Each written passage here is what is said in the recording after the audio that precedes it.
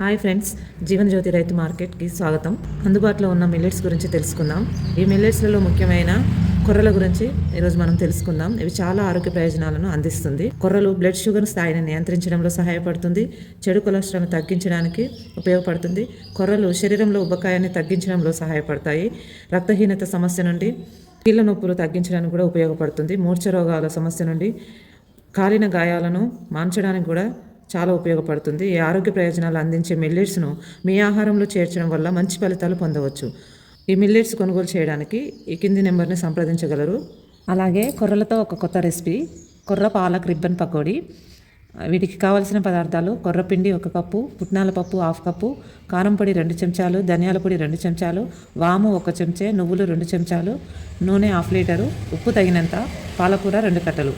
తయారు చేసే విధానం: పాలకూర మరిగించే నీటిలో 2 నిమిషాలు వేసి వెంటనే తీసి చల్లారిన తర్వాత మెత్తగా రుబ్బుకోవాలి. పుట్నాల పప్పుని మెత్తగా రుబ్బి మిక్స్ చేసుకోవాలి.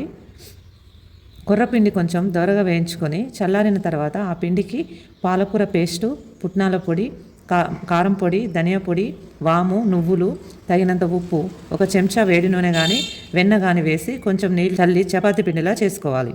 తర్వాత కడాయిలో నూనె పోసుకొని వేడైన తర్వాత జంతికల గిద్దెలో కొర్ర మిశ్రమాన్ని పెట్టి నూనెలో ఒత్తుకొని దోరగా వేయించుకుంటే ఎంతో కమ్మని కొర్ర పాలక్ రిబ్బన్ పకోడీ తయారవుతుంది.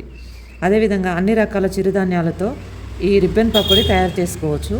కారం పొడికి బదులు మిరియాల పొడి కలుపుకోవచ్చు.